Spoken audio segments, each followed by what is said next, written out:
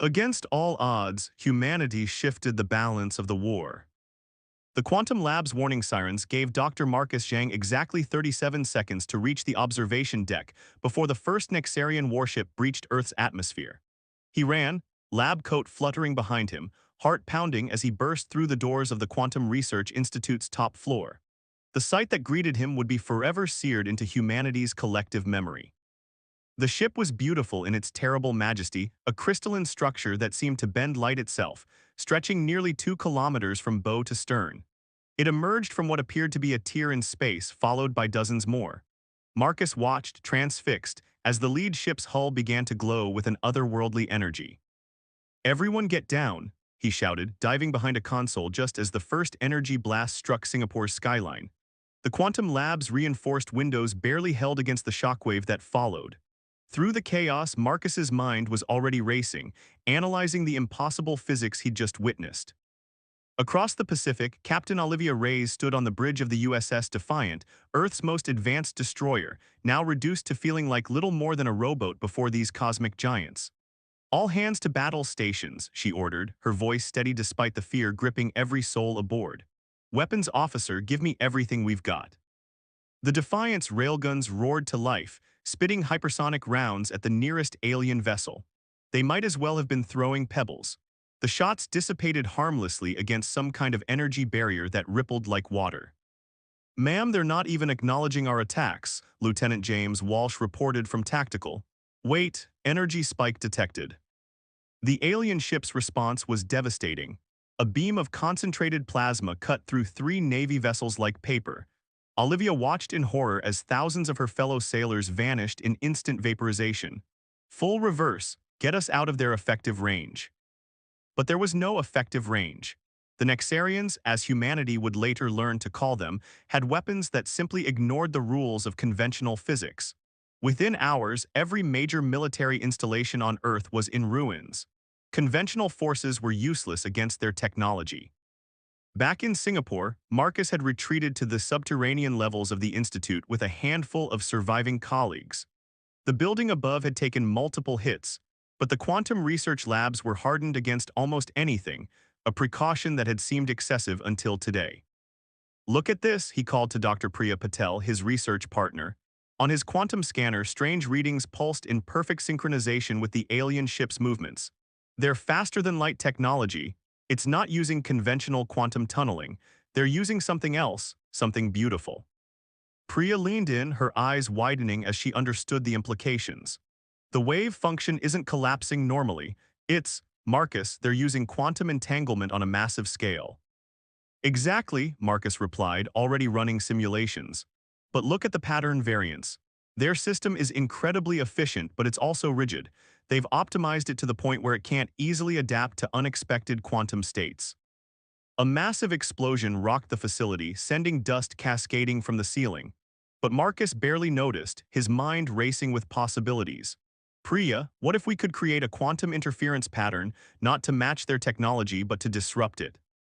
"With what?" she asked. "Our most advanced quantum computer barely has enough coherence time to—" "We don't need coherence time," Marcus interrupted, pulling up the schematics for his latest project. "We need chaos, controlled quantum chaos. Remember that failed experiment from last month, the one that created those unexpected entanglement cascades?" Understanding dawned on Priya's face. "You want to weaponize a quantum accident?" "I want to show these aliens that humanity's greatest strength isn't our technology," Marcus said, already beginning to modify his equipment. "It's our ability to turn our failures into advantages." Above them, the world was burning. But in that underground lab, humanity's first real hope was taking shape. Not in the form of a super weapon or a miracle shield, but in the recognition of a fundamental truth. Sometimes the path to victory lies not in matching your enemy's strength, but in embracing your own apparent weaknesses. As Marcus and Priya worked through the night, military bases fell silent across the globe. The Nexarians established orbital positions, likely preparing for their ground invasion. They had won every engagement, dominated every battle. But they had made one crucial mistake. They had given humanity time to think. And humans, as the Nexarians would soon learn, were at their most dangerous when backed into a corner with nothing left to lose but their ingenuity. The underground bunker beneath the Rocky Mountains had once been a NORAD facility. Now, 3 months after the Nexarian invasion, it served as one of humanity's last coordinated command centers. Director Nathan Harrison stood before a group of military leaders and scientists, his weathered face illuminated by holographic displays showing the enemy's positions. The Nexarians have established 7 major control zones, he explained, gesturing to the red-marked areas. Their ground forces are minimal, they prefer to control us through orbital supremacy, but that's not why I've gathered you here today. He nodded to a woman standing in the shadows. Captain Reyes. Olivia Reyes stepped forward, her naval uniform still crisp despite the weeks spent in hiding after the USS Defiant's desperate escape. 2 weeks ago, my crew intercepted something interesting. Lieutenant Walsh. James Walsh activated a new hologram showing wavelength patterns. We detected unusual quantum fluctuations during our last engagement. The Nexarian ships, they experienced some kind of synchronization disruption when passing through a natural quantum anomaly near the Marianas Trench. Which confirms what we discovered in Singapore, a new voice added. Dr. Marcus Zhang emerged from another entrance accompanied by Dr. Priya Patel. Both looked exhausted but energized. Their quantum entanglement drive system is vulnerable to specific types of interference. Dr. Zhang's team has been working on weaponizing this discovery, Director Harrison explained. But we need more than just a laboratory breakthrough, we need a way to deploy it effectively. A muscular woman with close-cropped gray hair stood up from the assembly. That's where I come in. Colonel Regina Torres, former Special Forces, now commanded one of the largest resistance networks in North America. My people have been studying Nexarian patrol patterns. They're predictable, almost artificially so. Exactly, Priya interjected, excitement clear in her voice. Their neural architecture is quantum-based like their ships. They think in patterns, synchronized wavelengths. It makes them incredibly efficient but vulnerable to chaos, Marcus finished, just like their technology. In the back of the room, a young woman who had been quietly observing finally spoke. You're talking about fighting them on both a physical and mental level. Dr. Kira Yoshida, the world's leading expert in quantum neuroscience, moved toward the central display. Their minds and their machines are connected through quantum entanglement, if we can disrupt one. We can disrupt both, Marcus confirmed. But we need more data, direct observations of their neural patterns. Colonel Torres smiled grimly, you need a live specimen. That's suicide, someone protested. Their personal shields are impenetrable. Not quite, James Walsh countered, pulling up combat footage from the Defiant's last battle. Their shields flicker for 2.3 milliseconds every time they fire their weapons. It's barely noticeable, but it's a pattern, Kira finished, her eyes lighting up with understanding. A quantum synchronization issue they've clearly never solved, or never needed to solve until now. Director Harrison surveyed the room. What we're discussing is incredibly dangerous. If we fail, we'll lose what might be our last chance to find a weakness in their defenses, if we succeed. When we succeed, Olivia corrected firmly, we'll have our first real advantage. The plan came together over the next few hours. Colonel Torres' resistance fighters would create a distraction, drawing out Nexarian patrols. Captain Reyes and the Defiant's crew would provide tactical support from their hidden berth in the Pacific. Dr. Zhang and Dr. Patel would modify their quantum interference device for field deployment, while Dr. Yoshida prepared to study any captured specimens. But it was a quiet conversation after the meeting that would prove most crucial to humanity's survival. Their entire civilization is built on quantum synchronization, Kira explained to Marcus as they reviewed neural pattern data. Ships, weapons, minds, all connected through entanglement. It's elegant, but it's also their greatest weakness. Because they can't conceive of operating any other way, Marcus realized. They've optimized themselves into a corner. While humans, Kira smiled, we're messy, unpredictable. Our strength isn't in our technology or our numbers. It's in our chaos, Marcus finished, returning her smile. Our ability to think and act in ways that defy patterns. Above them, Nexarian ships continued their perfect orbital patterns, their crystalline forms gleaming in the sunlight. Their quantum-linked minds never considered that the scattered, primitive humans below might understand the foundations of their civilization better than they did themselves. They never imagined that humanity's apparent weakness, our chaotic individualistic nature, might prove to be our greatest weapon. As the resistance prepared for its first major offensive, a new possibility began to emerge. Perhaps Earth's defenders didn't need to match the Nexarians' power. They just needed to introduce enough chaos into their perfect system to make it collapse under its own weight. The war for Earth was about to enter a new phase, and the enemy's greatest strength was about to become their greatest vulnerability. Thunder boomed across the Nevada desert, but the sky was clear. Colonel Regina Torres watched through high-powered binoculars as another Nexarian patrol ship passed overhead, its crystalline structure catching the dawn light. Her resistance fighters lay hidden in carefully prepared positions, each armed with Dr. Zhang's prototype quantum disruptors, devices that looked more like hastily assembled science projects than weapons. "All units maintain radio silence," she whispered into her quantum-shielded comm unit. "Remember, we only get one shot at this." In a camouflaged command center 5 miles away, Dr. Marcus Zhang and Dr. Kira Yoshida monitored their equipment. Quantum interference patterns danced across their screens, synchronized with the Nexarian patrol routes.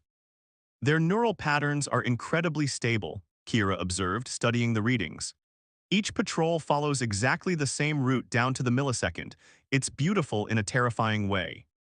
"Beauty can be a weakness," Marcus replied, making final adjustments to their central quantum array, "especially when it depends on perfect order." Captain Olivia Reyes' voice crackled through their secure channel. "USS Defiant in position. Our modified railguns are ready with the quantum-tipped rounds. Lieutenant Walsh reports optimal firing solutions calculated." Director Harrison's voice followed. "All teams, Operation Mindstorm is go. I repeat, Operation Mindstorm is go." The plan was audacious, perhaps even insane. But as Dr. Priya Patel had pointed out during their final briefing, insanity might be humanity's greatest asset against an enemy that could only think in perfect patterns. Colonel Torres raised her hand, then dropped it sharply. Across the desert, 50 quantum disruptors activated simultaneously. Their effect was invisible to human eyes, but the reaction from the Nexarian patrol was immediate and dramatic. The crystalline ship lurched in midair, its perfect flight pattern disrupted. The normally synchronized lights along its hull began to flicker chaotically. Through her binoculars, Torres could see Nexarian crew members visible through the ship's transparent sections, their movements becoming erratic. "Neural disruption confirmed," Kira reported excitedly. "Their quantum-linked minds are experiencing severe interference. They can't maintain their normal synchronization." "Defiant, you have your window," Marcus called out. "Fire now." The modified railgun rounds struck the Nexarian vessel's shields at precisely calculated points. Under normal circumstances, the shields would have been impenetrable. But with their quantum synchronization disrupted, gaps appeared for microseconds at a time. It was enough. The rounds penetrated, striking key systems that Dr. Zhang's team had identified. The massive ship listed to one side, then made an emergency landing exactly where the resistance had planned. "Strike teams, move in," Torres ordered. Teams of specially trained soldiers approached the downed vessel, wearing quantum-shielded armor developed from Marcus and Priya's research. The Nexarian crew, their neural network still disrupted, couldn't mount an effective defense. "We have them," Torres reported 20 minutes later. 3 crew members secured. Their neural patterns are stabilizing, but the quantum interference is preventing them from linking with their network. In the command center, Kira's hands flew over her console. "The isolation is holding. We can study their neural architecture without them being able to warn the others." But victory came with a price. Across the region, other Nexarian ships responded to the loss of their patrol vessel. They moved in complex, coordinated patterns that would have been beautiful if they weren't so deadly. "Multiple ships approaching," Walsh reported from the Defiant. "Their attack formations are, wait, something's wrong." Marcus leaned forward, studying the quantum readings. "They can't establish a clear targeting solution. Our disruption field is creating too much quantum noise. Their synchronized targeting systems are failing." "This is more than we hoped for," Director Harrison observed. "Their entire combat doctrine relies on perfect coordination. Without it, they're vulnerable," Olivia finished. "Defiant engaging secondary targets." The battle that followed would later be known as the turn of the tide. The Nexarian ships, for the first time, found themselves unable to maintain their perfect synchronization. Their weapons, while still devastatingly powerful, couldn't achieve their usual precision. Their tactical decisions, normally made with instantaneous quantum-linked coordination, became delayed and confused. And humanity, led by those who understood that chaos could be a weapon, pressed their advantage. "We've recovered their quantum core intact," Tors reported as the last enemy ship retreated. "Dr. Patel says it's exactly what we needed for the next phase." In the command center, Marcus and Kira exchanged looks of cautious hope. The quantum core would allow them to better understand Nexarian technology, but they had already learned something far more valuable. The enemy's greatest strength, their perfect unity through quantum entanglement, could become their greatest weakness. "They'll adapt," Harrison warned. "They'll try to find ways to counter our disruption." "Let them try," Marcus replied, already working on modifications to their devices. "The more they try to impose order, the more vulnerable they become to chaos.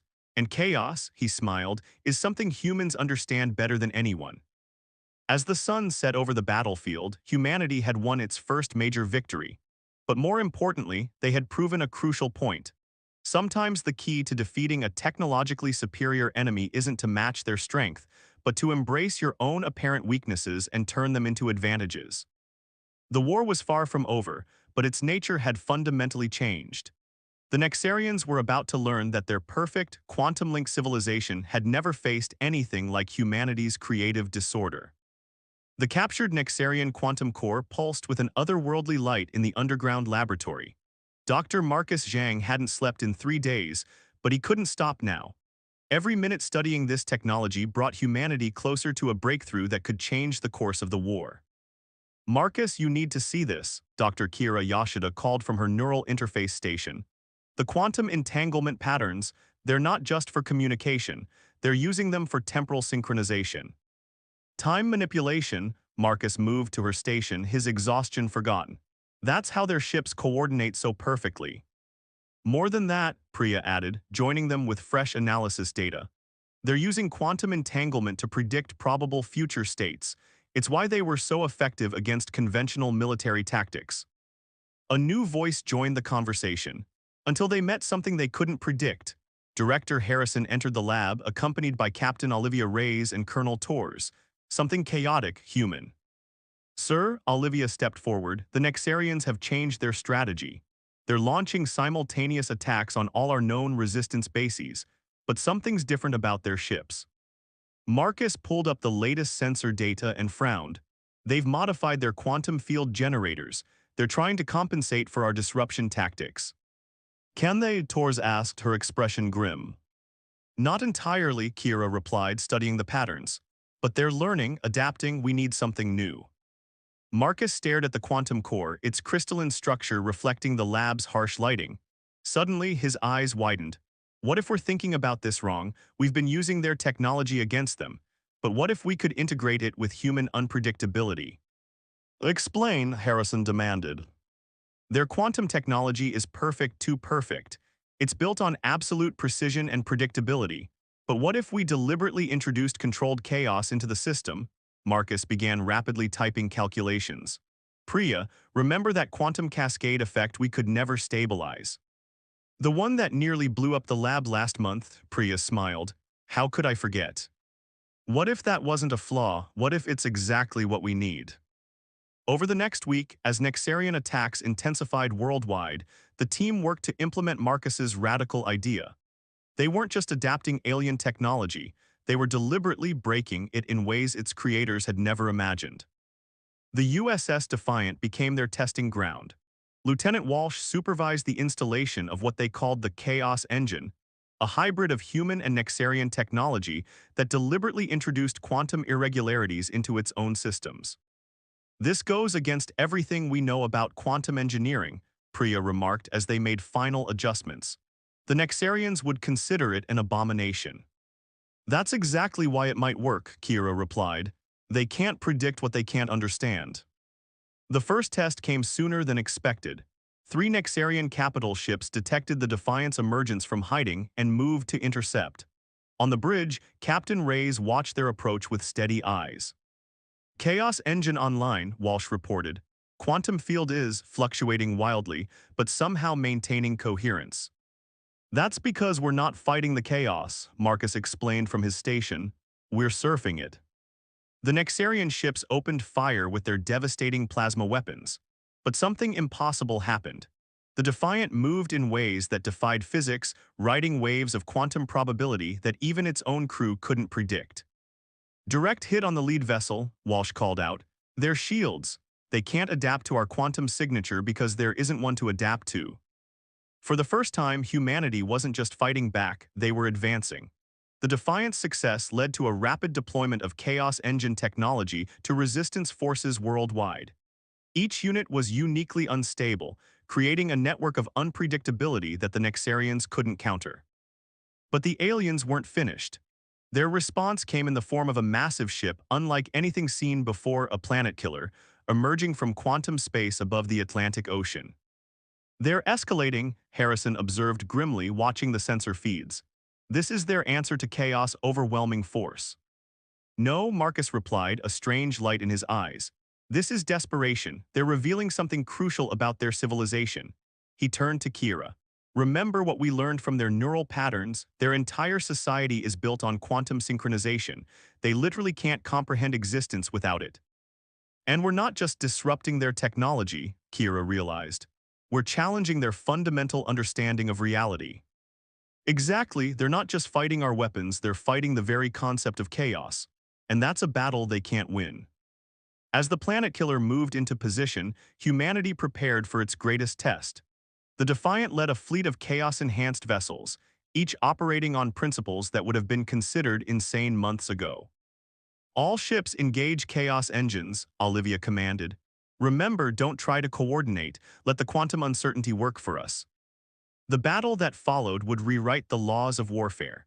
Human ships moved in patterns that even their own crews couldn't predict, their weapons riding waves of quantum probability to find weaknesses that shouldn't have existed. The massive Nexarian vessel, for all its power, couldn't adapt to an enemy that embraced disorder as a strategy. Its perfectly synchronized systems began to fail, overwhelmed by the quantum chaos humans had learned to harness. We've done it, Torres reported from her ground station. The planet killer is retreating. But Marcus and Kira exchanged knowing looks. This wasn't just a military victory. They had demonstrated something far more important, that humanity's greatest strength lay not in matching the enemy's perfection, but in embracing and weaponizing our own imperfection. The war's end was approaching, but not in a way anyone had expected. The final battle wouldn't be won with superior firepower or better technology. It would be won by proving that chaos, uncertainty, and human unpredictability were forces more powerful than all the quantum precision in the universe. The Nexarian High Command arrived in a ship that dwarfed even their planet-killer vessel. It emerged from quantum space like a crystalline mountain, its surface reflecting Earth's sunlight in impossible patterns. After months of escalating chaos, the aliens had finally sent their leadership to deal with the human problem directly. In the Rocky Mountain Command Center, Director Harrison gathered humanity's key players. Dr. Marcus Zhang and Dr. Kira Yoshida had made a discovery that could either end the war or doom them all. The Nexarians aren't just connected through quantum entanglement, Kira explained, displaying complex neural patterns. Their entire consciousness exists in a quantum state. Their individual minds are fragments of a larger, unified intelligence. Which is why they can't adapt to chaos, Marcus added. They've evolved beyond individual thought, beyond creativity, beyond freedom, Olivia finished, understanding dawning in her eyes.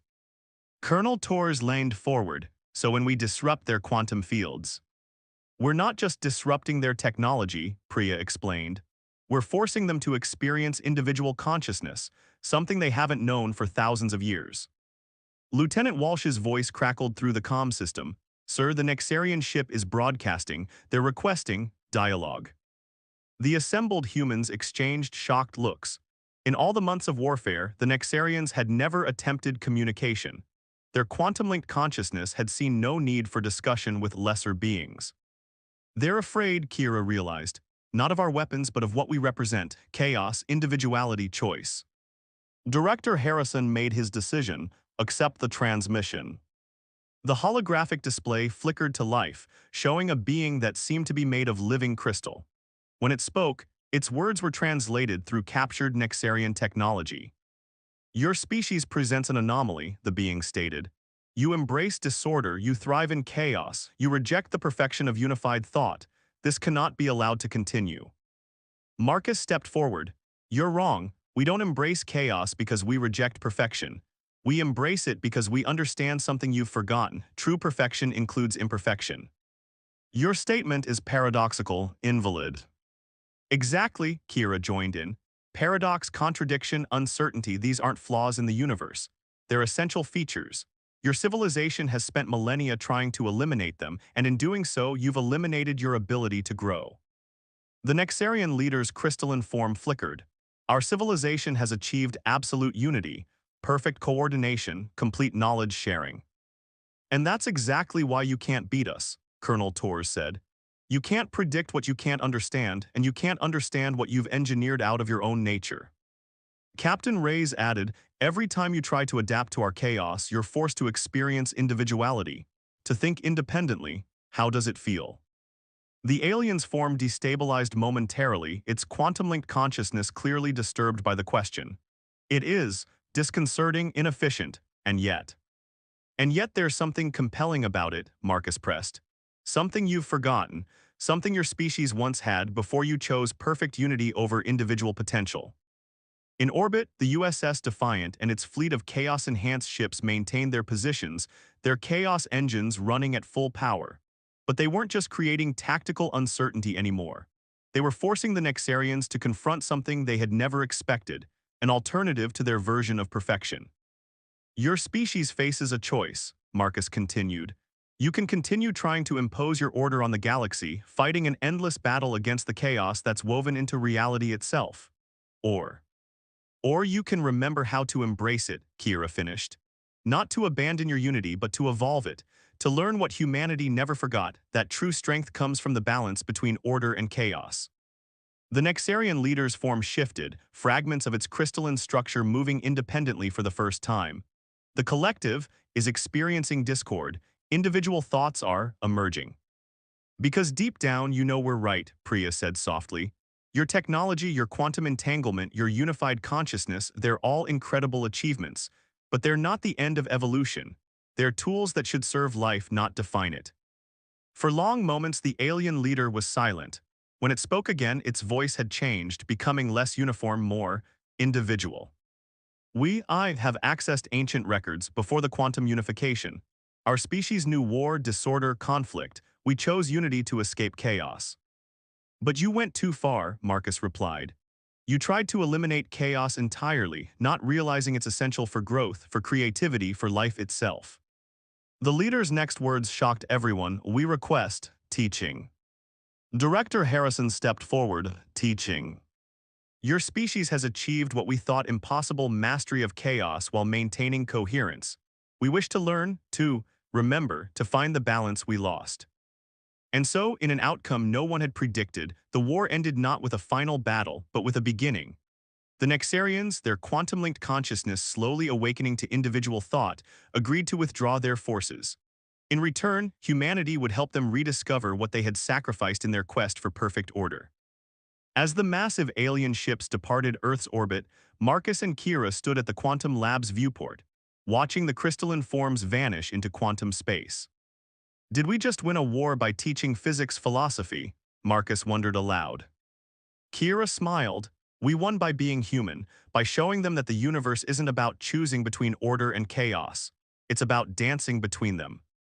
In the years that followed, humanity would emerge onto the galactic stage not as conquerors, but as teachers. The species that had been dismissed as primitive and chaotic became known for understanding a fundamental truth, that the most powerful force in the universe isn't perfect order or pure chaos, but the creative potential that exists in their eternal dance. The Terran Alliance, as Earth's unified government came to be known, would go on to help other species find their own balance between unity and individuality, order and chaos, certainty and possibility. And in doing so, they proved that humanity's greatest strength had never been in our technology or our weapons, but in our unique ability to embrace the beautiful uncertainty of existence itself.